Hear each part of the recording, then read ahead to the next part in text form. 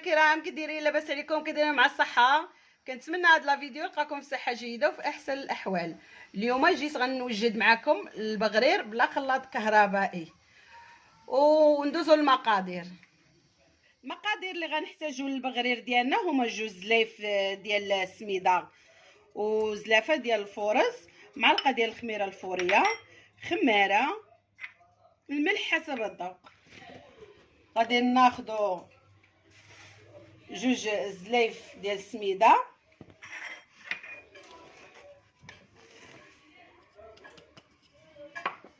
وزلافه ديال الفورص،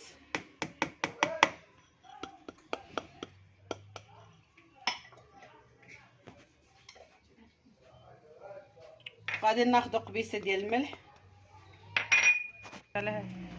وغادي ناخذ خميره، نضيفو خميره وخماره، وغادي ناخذوا الماء يكون دافي، مع دابا الحال بارد نستعملوا الماء دافي، ونخلطوا الكل هكا جيدا. انا راه غادي نخلط عا بيدي، ملي كنخلط البغرير هكا بيدي كيجي غزال.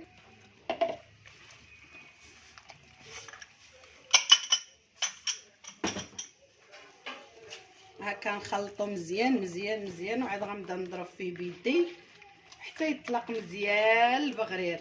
انا ملي كنخلطو باليد كيجي غزال صراحه، احسن من نخلطو في الخلاط الكهربائي.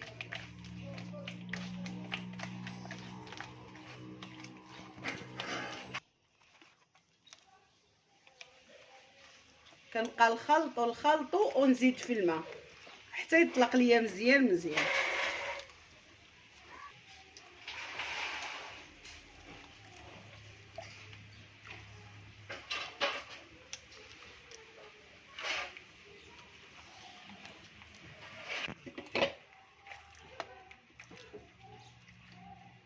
ودابا حنايا خلطناه مزيان مزيان، غادي نغطيو ونمشيو نخليوه يرتاح شويه حتى يخمر واحد شويه، عاد نجلسو نطيبو فيه.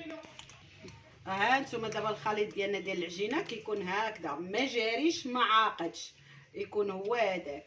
ودابا غادي نغطيو البغرير ديالنا ونخليو واحد 15 دقيقه حتى يخمر شويه، عاد نجلسو نطيبو فيه ونشاركو معكم ان شاء الله. ودابا بعد ما اختمر ليا البغرير ديالي، هانتوما كي كتشوفوا على هذا الشكل كيولي. هانتوما انا دابا غادي ندوز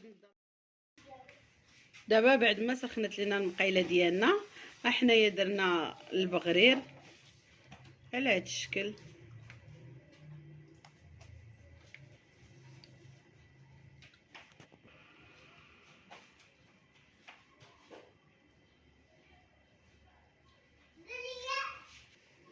وهانتوما راه البغرير كيجي خفيف ومخرج ومهوي زوين زوين والله الا صراحه.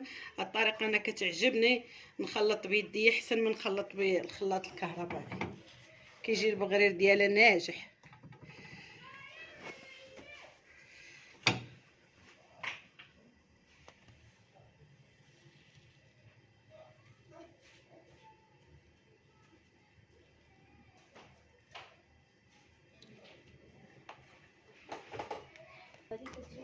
هانتوما كيف شو هو طاب، راه كيجي غزال غزال طيب مهوي خفيف صراحه.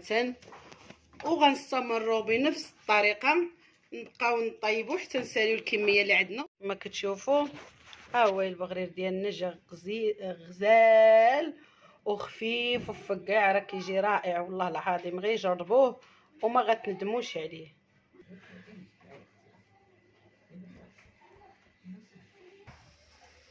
وهذا هو الشكل النهائي ديال البغرير ديالنا. هانتوما كيفاش كيجي، راه كيجي خفيف وكيجي غزال صراحه.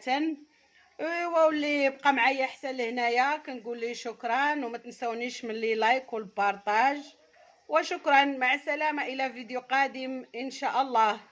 باي باي.